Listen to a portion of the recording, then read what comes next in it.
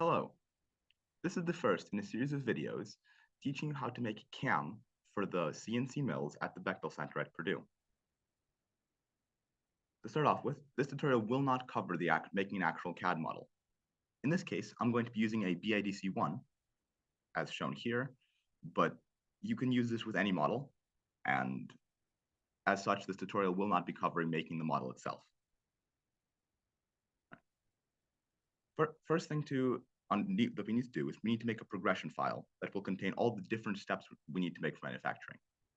And the reason for that is that a lot of parts require what we call multiple operations. This is where we take the part, we take it out of the vise, we might flip it over, orient it differently, and we put it back into the vise. And each time we take it out of the vise and put it back in, we call that an operation. For this part, we will probably have one operation where we come in from the top, up there, and machine away all these features up top, these little swoops and these little sections.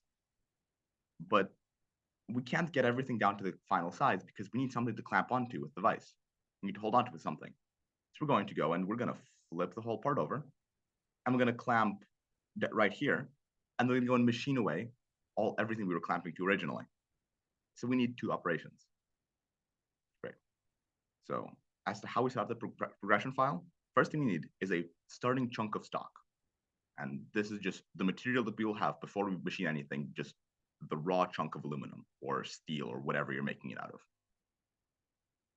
So we can model this ourselves. We can go and set up all the parameters and we can do all that. Or we could go and import the one that Bechtel has already made for us, so we don't need to do any of that. To do that, go out of your project and then go into the work holding and stocks project. It might be near the bottom down here. I have mine pinned at the top so it's easier to access. So if you go into this project and then go into parametric models, stock, and then cuboid stock, and here it is. In order to use it, we're going to right click and copy it. And we're going to copy it to our project and then to wherever we have our 3D model. In my case, it's in the BIDC1 tutorial. So I'm going to copy my stock there. Cool. And I get a little note that says items copied successfully. And I'm going to go back into my project. And you can see, there you go, that now I have a cuboid stock in my project. Great. So now we could go and do things to this actual file that we have our 3D model in. But in general, it's a little bit cleaner and a little bit better to make a separate file for all of our changes and for our progression. So to do that, I'm just going to click a little plus and create a new file. And I'm going to save it. And this will be our progression file. So you can call it either progression or I like steps because it's a lot shorter and easier to type. So there we go. And now I'm going to show you something called insert derive. And this is the way that we can import a chunk of stock or a model or something and still have it linked to the original model. If we make any changes to the original model, then they'll reflect in this model without us having to make the same changes twice. And this is really useful, as you will see later on in this video. So to do that, you go up here and you go to insert derive, and then go and find your cuboid stock. So in my case, it's right here. And it's going to take it a second, and it's going to ask, hey, what do you want me to import? And in this case, you just want to select this stock right here. You press OK. And now it'll send you back into your steps file, but now there's a chunk of stock in it. And you can see this little arrow here that shows that it is an inserted derived part that will update whenever the source model updates. Cool. At this point, I would like to take a brief tangent into the world of flatness. For our purposes, there are 3 different kinds of flatness: saw cut, extruded, and machined. Saw cut faces are very rough. They've been cut on a horizontal bandsaw or the water jet or the vertical bandsaw or anything like a hacksaw even. Basically, any saw. And these usually have very rough faces. And the reason that's not good is because if you're clamping on these saw cut faces, then they're very bumpy and wavy. So you're not actually clamping on a lot of material. You're basically just kind of using like 2 fingers or a couple of fingers just to hold the stock and just really hoping that it doesn't go anywhere but it will, it might, and that's not a great thing. Next thing we have is extruded stock. And this is the way it comes out of the factory. And it's pretty flat. We have jaws that are designed to clamp on extruded stock. Thing is, it's not perfectly flat. And that means that we can't use all of our different clamping methods. To get it perfectly flat, we need to machine it. And this is usually done on either a CNC mill or a manual mill. And if you machine it flat, then you can use something called the flat jaws, which have a lot of clamping area, but rely on the stock being perfectly flat. Otherwise, they don't grab on very well because they're not grabbing onto very much material. So in this case, I'm going to be pretending and assuming that I'm going to have a machined piece of stock. And so this face and this face are the ones that I'm going to be clamping on, and I need those faces to be machined flat because I'm going to be using the flat jaws later on in this video. If you are not doing that, then you might need to change. Then you might need to think a little bit more about how you're clamping your stock, or just machine your stock down in the manual mill. It doesn't take too long. All right, with that out of the way, let's import cuboid stock again.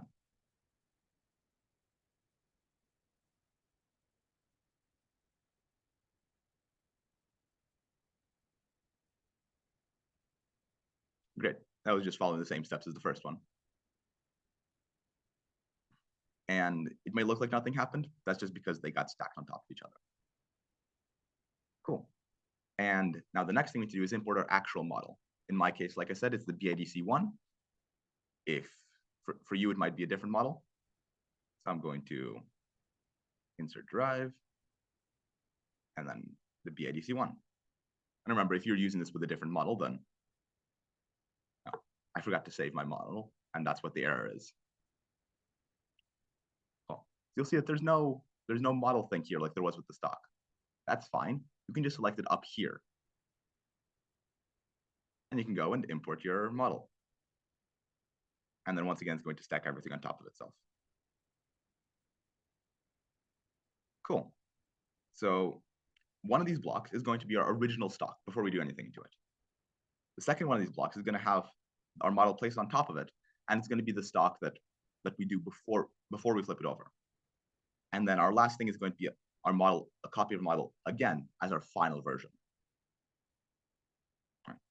So, however, if you go and look from the side view, just putting the model on top doesn't really work, because then we're saying, okay, so you start with this stock, and then you magically make more stock appear out of the top of it and machine your part out of. That's not how CNC machining works. What we need to do is we need to make this second piece of stock shorter. And thankfully, that's a pretty easy thing to do. What you can go here is you can activate this component so we can make changes to it. Cool. And you can see that everything else is grayed out, and I can still move it around, but I can't really make changes to it because I'm making changes to this part. What we need to do is we need to extrude the stock down. But by how much? Well, to do that, we can go into Modify and change parameters. Parameters are little user-defined expressions, so they can control lots of different things, but the important thing is that you can change them after you've made them, and your model will just update. In this case, I would like to make a new parameter called from top. And this will be the distance that the model is resting from the top of the original stock. In this case, I want it to be 0.1 inches. This is what I found works well, but you can choose whichever value you'd like, or even change it later and see if it works out the way you like it. Cool. And I'm going to press OK. And now I'm going to extrude. Now, when you do this, a warning might pop up that says, hey, some components have moved around since moving around. Do you want me to put them back where they were originally when they were imported? Or do you want me to keep them where they are? I want them to keep it where they are, so I'm going to press capture position. Cool. So I'm going to select this plane, and if I drag it down, you can see that it's going to make a cut. But I can't make a cut precise enough. So what I'm going to do is I'm going to set it to make a cut that is the height of my model minus from top. So in this case, the height of the BADC1 is 0.75 inches. And I can just type in from top. And you can see it says, hey, it's a user parameter. There you go. Now you can see that my stock is a little bit shorter. Wonderful. Now that we're done making edits, we can go back up to the main document. And there we go. Now, you may have noticed that all of our parts are still floating around in space, even those that really should be put together like these two. In order to do that, we can use something called the joint command. In order to do that, you press J, and you can see that I can just select any point. In this case, I'm going to select the bottom center of my model, and I'm going to joint it to the top center of the stock. There you go. I can see that it's sitting on top of there. I'm going to press OK. And I can see that when I move this, my model comes along for the ride. Now, in order to make things a little bit easier to see, I'm going to join these two models together, the starting stock and the in progression stock. So to do that, I'm going to press J again. I'm just going to press the bottom two faces. You notice that one of the models flips over. That's not what I wanted to happen. I'm going to press this flip command right here, and it's going to flip it right back over. Then I'm just going to drag one of the models off to the side. There we go, and press OK. Cool. Now, if you look at it, you can see that we have a stock, and then over here we have a stock with a model cutout and a little bit of tiny gap on the top, and that is the from top. At this point, feel free to play around with changing from top and seeing how that changes the way your model works. Cool. Next, all we need to do is just import a copy of a model again to serve as our final version. So I'm going to insert, derive, and then import my model again. Same way as last time. Cool. And I'm just going to joint this to the end of the train.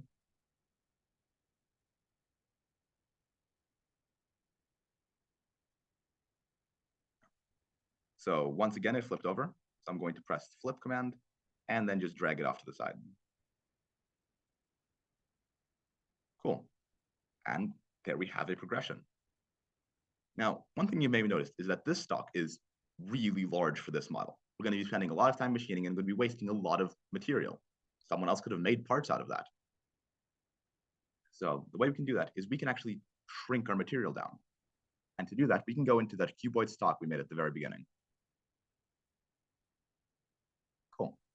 And parameters, like the way we set up from top, there's a couple of those controlling the size of this stock. I'm going to go into change parameters, and you can see I have three, one for X, one for Y, and one for Z. X is left, right, Y is front to back, and Z is up and down. So in this case,